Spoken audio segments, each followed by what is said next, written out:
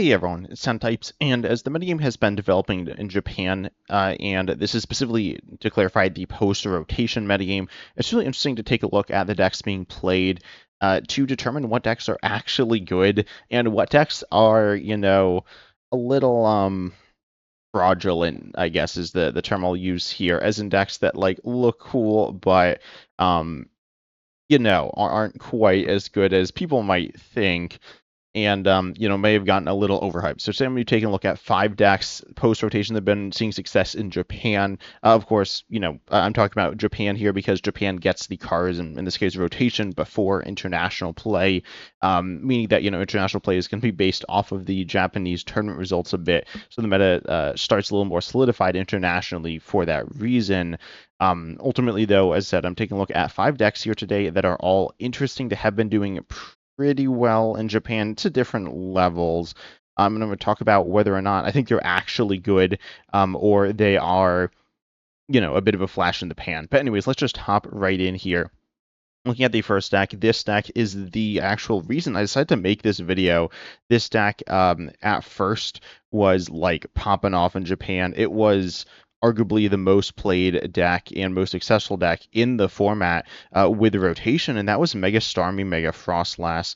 Now, I will say that, and if you're not familiar with new set release and how things tend to go, decks containing, I guess, like new decks and cards that are, built around a main attacker from the new set tend to be a little more popular off the out of the gate. But generally, it's like, they're popular, then they'll die down a little over time. But it's not like usually this all of a sudden huge swing. But that's been the case here with Mega Starmie EX. Mega Starmie EX, as you can see, it's not really being played very much in Japan right now, but it's an interesting deck here, and I'm sure people will play it as it comes out internationally as well. But you have 2 attacks. The first one is the main one you're using. For 1 water, you do 120 and 50 to one of your opponent's bench Pokemon.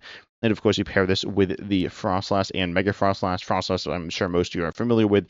Also, these are sample deck lists. They did all win City League tournaments, which are like the moderate sized tournaments in Japan here. But Froslass, of course, puts damage counters on Pokemon abilities between turns. This is a decent spread. I will mention that we are losing with the rotation. Obviously, a good chunk of cards, but one that is, I'd say, pretty meaningful here would be TM Devolution. Did want to mention that. I don't think it's going to like destroy Marnies or anything like that.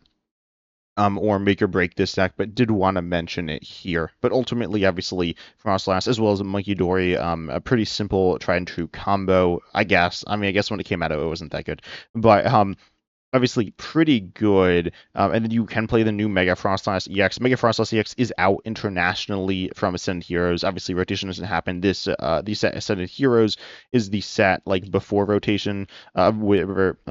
I can't speak. Versus Perfect Order is with rotation. And Perfect Order is the international set. I think it's translated as Nile Zero or something in Japan, which is a little bit different, but pretty much the same. Anyways, Mega Froslass EX, of course, does, I guess, there are probably a lot of people who haven't played with this card. I mean, I haven't played with this card, I don't think, because it's kind of mediocre. Doing 50 for each card in your opponent's hand can be huge in some situations. And even if like your opponent has to play down their hand to not take a lot of damage, it's also like that's still something you're doing to hurt them. In some sense, that's actually really nice because hand disruption is pretty underwhelming post-rotation. I mean, specifically, we're losing Iono, and that means that any other form of hand disruption, even if it's like not amazing, this being like a pseudo Zoroark's Machinations, which obviously, isn't a super good disruptive card, it's still okay. And this isn't even something you're necessarily... You don't have to play the card. You could like be threatening to play it, and then your opponent could pare down their hand for that reason. So it's like cool. I don't know if a card doesn't need to be played to get value out of it. I don't know if that makes it a good card or a bad card. Because as I said, you could be threatening it just by leaving a snowman on your bench. Obviously, your opponent could go after it. But anyways, tell me in the comment section what your thoughts are on that idea. If that you think that makes the card better or it makes it worse. But anyways, then we have the other stuff in the deck. You got like Crispin to get energies going around because of course Munkidori can be a nice card for getting some extra damage on your opponent's side of the board, off of your side of the board, especially that you're putting there with Froslass. But you need really 3 things. You need to be playing a deck that is able to, put damage counters on your side of the board. I guess four things. The fourth thing is that you need to be able to make use of the damage counters on your opponent's side of the board. But really, any deck in the game will always be happy to have more damage. But you need to have damage counters on your side of the board from, Froslass can be doing that there, so that works nicely. And then you also need to be generally playing Darkness Energy. You'll be able to fit it into your deck pretty well. For example, Mars Grimstone EX naturally plays it. So that's really good. That's really what puts it above Charizard EX, or it's really the main thing it has going over Charizard. And then also a deck like Gardevoir in Standard, it can fit it in okay. It's not like a huge deal. And decks playing like Luminous or something like that can also do it decently easily. And the third thing is you need extra energy attachments. So this deck kind of struggles to fit the extra to fit the Darkest Energy in. I mean, it can, but it's not like perfect. Like Crispin is kind of mediocre without Munkidori. And then you also have the fact that you need to put the energies in, you need to get them onto your board. So I'd say it's like kind of clunky here. Theoretically, if you're using Badoo, you can kind of spare the energy a lot more, but I mean the deck only runs one Badoo. Ultimately, the deck seems, the Munkidori issue isn't really solved in this deck, unlike it is with Marnie's, where Marnie's is seeing play in Japan and doing decently well. I will mention that obviously Gardevoir X is rotating, which is a good matchup for Marnie's. I mean, really a bunch of Darkness decks. Being able to hit that for a weakness, losing that matchup is a little annoying. It's not like the end all be all, but I did want to mention it. But ultimately, I don't know. I think this deck it can kind of do the Munkidori Froslass thing, but then you're playing these big Pokemon. The Munkidori Froslass deck is a bit of a slow deck, right? You're doing damage over time, setting up your board kind of slowly with the energies on the Munkidori, so you need to really sit behind something to buy time, and the Megas don't do that at all. So if you're going for a bit of a faster game plan, which you will be when you're, playing 3 prizers, if your opponent's two-shotting 2 of them, that's 4 turns, I guess 5, presumably because it's not the first turn, which is like okay. I mean, that's not like super fast. I mean, it's kind of fast. Obviously, like power levels are lower with rotation as well. Specifically, losing I think Goldengo is a pretty big one. But anyways, so you're relatively fast, and then your opponent's gonna probably beat you before you're fully set up. Obviously they'll be applying pressure to your board as well during that time. So I think maybe just playing this with a regular Munkidori Froslass Badoo style deck would be more efficient. I think that's been seeing more play in Japan over time than this build with Mega Froslass. One Mega Froslass is fine. And Mega Starmie EX. Mega Starmie EX is okay, but its stats just aren't that good. I mean, it's just a very mediocre Pokemon. A lot of the Megas, to be honest, are. So ultimately, this is a deck that inspired me to make this video, and I'm really interested in hearing people's thoughts in the comment section on whether or not this deck is good, fun, if you're going to try it. I certainly plan to try it, but we'll see exactly how much play it sees when it comes out internationally as well. I'm really interested in seeing that. I imagine it will be the most played deck out of the set. I'm pretty sure it's the best one by a little bit, but anyways, I'm interested in hearing your thoughts in the comment section. But then we have the next deck here. This is also a deck that's pretty interesting, built around a Mega, and this is definitely a fast deck. It's a big basic deck, I guess. I'm not sure if that's quite the right term.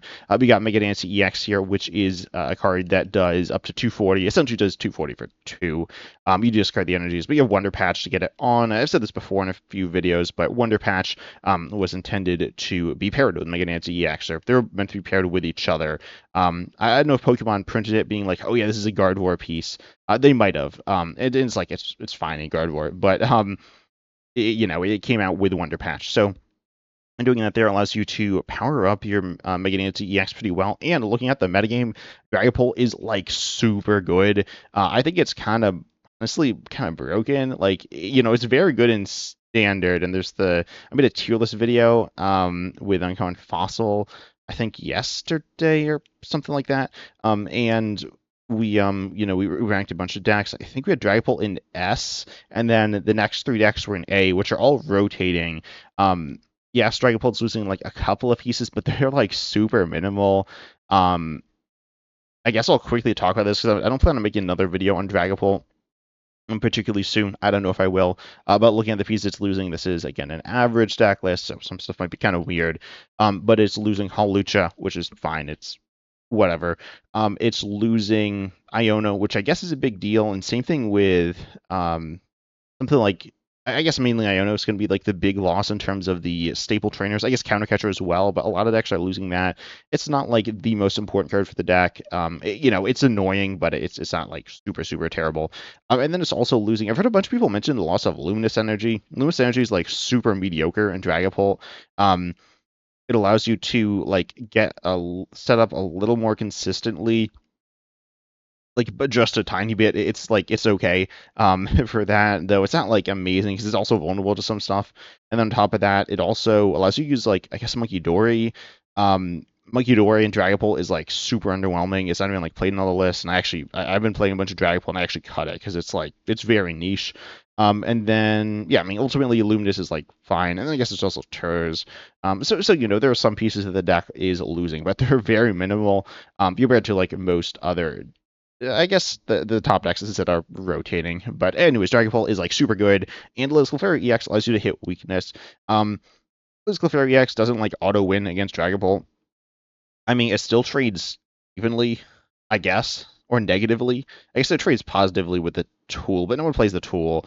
Ultimately, I guess if you want to just like obliterate Dragon Ball, probably just play Lily's Clefairy EX with Lily's Pearl. Like just play Lily's. Well, I don't know, maybe not like Lily's the deck because it's like the other Pokemon are super bad. But ultimately, yeah, I mean, Liz Clefairy EX is nice against Dragapult. Mega Diancie EX is like pretty good, I guess. And then you have the Dusknoir line here. You are playing Fluttermane because you don't. I'm pretty sure Fluttermane is here. To correct me if I'm wrong, but to counter Monkey or not Monkey Door, to counter Psyduck, which counters your Dusknoir. Sorry, Dusknoir allows you to take these big sweeping knockouts, like a bunch of them, and really set your opponent back to the point where they can't really win the game. They can't really play the game, right? They'll be out of their basics, which are most decks, even in post rotation. They are mostly evolution based decks. The only one that's not is Raging Bolt, which I think is pretty bad. I'm not gonna lie, I think it's a really bad pretty bad post rotation. There's the Okidogi deck, and there's this deck as well. The Okidogi deck, though, does use some evolutions as well. I actually don't exactly know how that would go. You could technically knock out Okidogis with Dust Noise as well. But anyways, you have the that's the wrong deck here. You have the Dusknoir line, which is super powerful. Obviously, it's played in Dragapult. Not all Dragapult decks are playing it post rotation. So I do think they should though. I mean, it's like super good. And yeah, I mean, ultimately this allows you to apply a bunch of pressure, but I just think it's like a worse Dragapult. I mean, in some ways it can go turn one going second, take a big knockout, but I don't think that's super easy. I guess if you get Secret Box, it's pretty doable. This deck actually runs Mystery Garden as well. Mystery Garden is definitely a really interesting card. It's seen very little play. It's seen some playing Gardevoir, but not even that much playing Gardevoir. And it's a card that lets you, once per turn, discard an energy and then draw till you have as many cards in hand as Psychic Pokemon in play. Obviously, the deck is all Psychic except for, it does run out the extra some more explosive turn one plays, and then or general plays, but potentially more explosive turn one plays, and then Pheasant Dip EX. Those aren't psychic, but outside of that, the rest of your Pokemon are all psychic. And so it's a good stadium, even if it's discard a psychic energy, draw or an energy, drop till you have 4. It's still pretty like fine as a stadium. Drawing you a few cards on a stadium every turn is pretty good. And then you also have the new special energy, Telepath Psychic Energy, I think is the translation of it, which allows you to search for 2 basic psychic Pokemon, put them onto your bench if you attach it to a psychic Pokemon. So this allows you to, just go ahead and, set up your board better as well. Though, I don't know, it's like the deck feels kind of meh to me. This is a deck that I'm just not very familiar with. I mean, I'm not familiar with a lot of these decks because, like, they're not out yet. So that's, the main reason. But I've certainly played a lot of Dusknoir, and I don't know, I feel like with Dusknoir you want a solid secondary attacker. Mega Diancie's like an okay attacker. But it's not great. I mean, it's a basic. It's like moderately large, but like for 3 prizer, it's not great, right? So ultimately, I think the deck's a little fragile. Again, Psyduck as well. You do have Fluttermane, like technically, but that's pretty bad, especially without counter catcher. So Ultimately, I think the deck is fun, but a little gimmicky, and I don't expect it to be a good deck. Maybe this is a take that'll age badly, but I think it's not super good here. You have the next deck here, which is the other Psychic deck, which is Alakazam. I think Alakazam is pretty bad, I'm not gonna lie, but it has some things that are really good for it as well. Well, actually, no. I think it's kind of good, but within the meta, it's bad. So first of all, the good stuff. I mean, it can do big damage, right? It can do big damage on a single prizer. It's a little clunky. For example, Enriched Energy is like super clunky in the deck. Usually, you can get like one or two uses out of it in the game, which is like okay. But you can't really do the fun Dunsparce shenanigans all that often. You kind of need to use Wondrous Patch, and that's kind of clunky. It is doable, but it's a little awkward. But then obviously you get big hands, and your opponents aren't going to disrupt you that much. People are playing Judge some, but you're going to get disrupted less. So I think its ability to do big damage is going to be pretty. Like it is still going to be doing that. Also, Telepath Psychic Energy. Well, it's not quite as good as with another deck like, say, the Mega Diancie deck, because they're not running as many Psychic Pokemon, and you need basic Psychic energies, specifically if you are running Wondrous Patch, which is nice, and then, of course, requires you to play the basic Psychics, which you're cutting down as well. The energy counts get kind of weird here. And then you do need to get Pokemon on your bench to protect it as well. Shaman and Psyduck, specifically Psyduck, I think is super important, and Battle Cage as well to fight off Dragapult EX. And as I said, I think Dragapult EX is super good. This deck seems super bad against it. I guess I will mention you could, I think maybe play Lilith Clefairy in this deck because you play Wondrous Patch, so you can like power it up. I mean, it's not like a super pretty solution, and it won't necessarily win you the game, but it like might. It's pretty decent. So I don't know. I feel like that's an interesting option, but ultimately, like I think this deck it plays so many counters to Dragapult. I just don't think they're enough. So I think you're just gonna get a Dusknoir, or maybe not get Dusknoir. Maybe you can like set up your bench to be safe, but you might get Dusknoir, and then on top of that, you're also going to get hit by Dragapult EX on the bench, and then just lose, right? I think you're just going to lose. I don't think there's too much you can do, unfortunately. That being said, against other decks, it is interesting. It can do big damage. It's definitely a deck that's I mean, I don't know. I was to say it's overrated in standard. It was overrated in standard. I guess because it was like a newer deck, so overrated. New decks tend to be played a lot, and then generally overrated as well. But it's not like super new. But there's a point at which I was getting like a ton of comments saying that like Alakazam was like super crazy good in current standard, where you just get like kind of obliterated a lot of the time. It's like a super fragile, inconsistent deck, but it can be very powerful. It is fun. I'm not saying that don't play it. It is a fun deck. But it's kind of out there. As in like you put all your cards onto the table, or I guess you put them all into your hand, and you play a lot of cards. You do a lot of stuff, but you don't like, it's not a versatile deck at all. Ultimately, I think that's going to hold it back with the best deck in the format by far. Is that this is like, look at 26.6%. If you look at current tournament results, let me see here. So it's played at 21%, and this is. Wait, let me check here. These are the top 60 meta games. So this is like a similar thing. So Dragapult is played it's played a bunch, but this is still 26% is like or almost 27%. That's like a lot, right? That's an absurd amount. Is it tier 0? It's not quite tier 0. But it's very, very good. If it reaches like 30 something, I don't know. I don't know exactly where the numbers need to fall, and it would kind of depend on the second place stack, which we will talk about in a moment, but ultimately, I do think Alakazam's going to struggle here. Battle Cage is kind of fragile. I mean, your opponent can bump Battle Cage, right? Like, your opponent can just theoretically bump Battle Cage every turn. And that's that, right? Like, there isn't, like, then Battle Cage doesn't do anything. And that's true for, like, any defensive card, especially defensive stadium. So, that's a little rough there.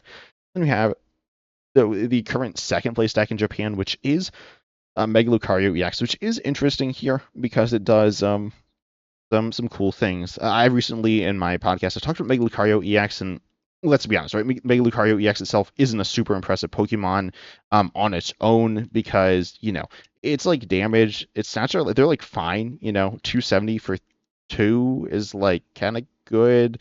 There's a 3 prizer, so it's like okay. And also you can't use that back to back, and then it also does for one fighting it does 130 and then accelerates, which is like it's fine. Attacks like that generally are kind of meh, so it's fine, right? It's like it's an okay card.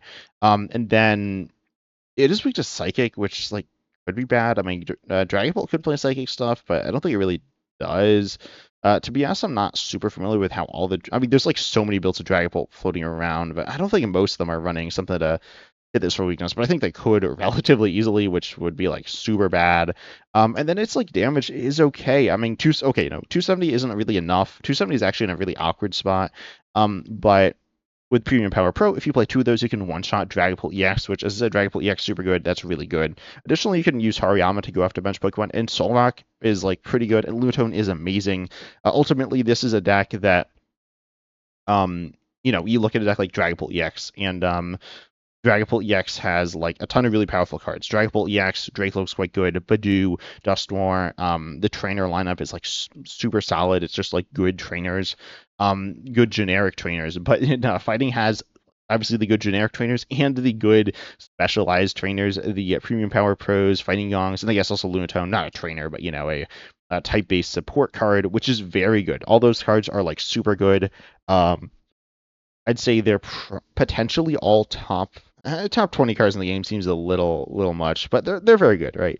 They're all very good cards, and Fighting type has access to all of them, specifically Mega Lucario. So those cards are really nice there. Lunatone is a really nice basic engine. I mean, like the only basic engine, if I'm not mistaken. I mean, I guess you could play like a bunch of Meowth EXs, which is like honestly pretty bad. I'm not gonna lie. Also, I guess this does hit weakness on Meowth EX and Pheasantipede EX as well, which is nice. Allowing you to go after those, so that's going to be a really nice thing you can do. Ultimately, the deck, I think, does some decent stuff, but I just don't think the power on Mega Lucario itself is there. You can do stuff like Wise Compassion to heal, but your energy's a little sketchy. It's not terrible with the first attack, but then the first attack also isn't that strong, and you are a Mega deck, so I mean, you give up more prizes, and that's obviously bad, right? And then you are, a little fragile with your basic 2 Dragapult. Not horrendously fragile, but a little fragile. Ultimately, I think Big Lucario is okay. I don't know. I don't think it's going to be the second best deck in the game and be like over 10% played for a long time. Like if you look at online tournaments, I like reset some of my stuff. So let's turn on dark mode. There we go. Sorry about that if I like blinded you. But like looking at the online metagame, I don't expect it to be over 10%. Those are like 10% is like really high for the online metagame, or pretty high.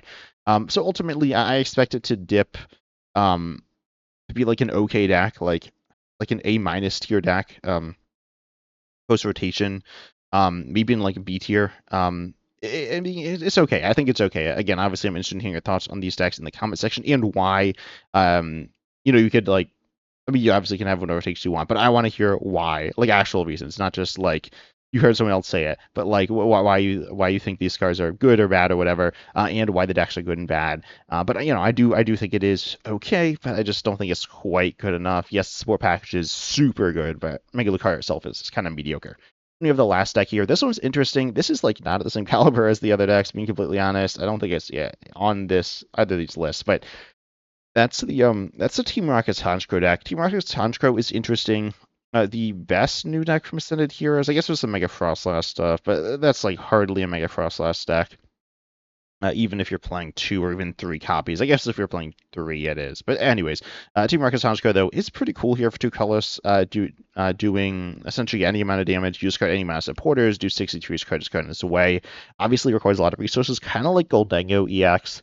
But it's single price, right? So it's going to be a bit more swingy here, missing more of the time, and it's a harder card to search out and recover, especially into your hand, than energies, which are specifically basic energies, super easy to do.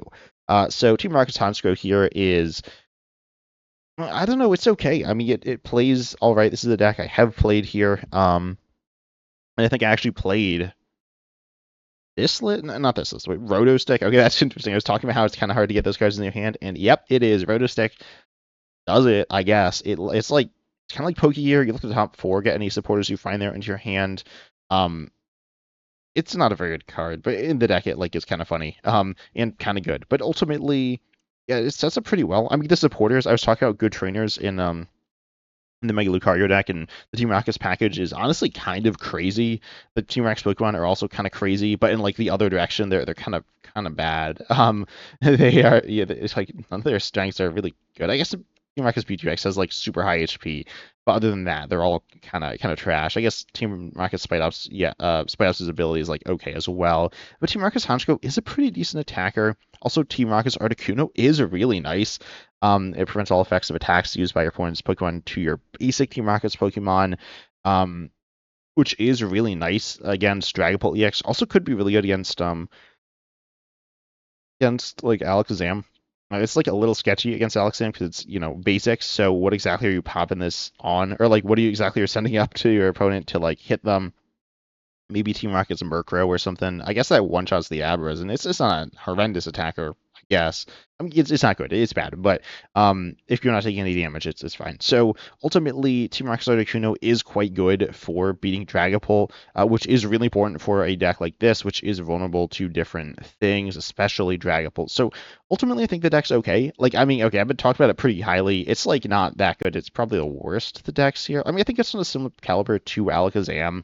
Um, they're both pretty swingy. I mean, ultimately, you need a lot of cards in your hand to do big damage, and that's kind of hard to do, right? There isn't as much disruption. Yeah, I think disruption isn't as bad here as it is with Alakazam, which is actually bad because losing disruption means you'd rather get hit by like Ionos. Or losing disruption helps Alakazam more than it hurts. Or, what am I saying? Losing disruption helps Alakazam more than it helps Team Rocket's Honchkrow. But ultimately, I think that the deck is okay. Definitely interested in hearing people's thoughts, obviously, on all these decks. This one I think is fine and a little underrated here, but tell me in the comment section your thoughts, as I said, on all these decks. But I hope you enjoyed. Make sure you like, subscribe, hit the bell, all the good stuff. And as Osmic said, see you in the next video.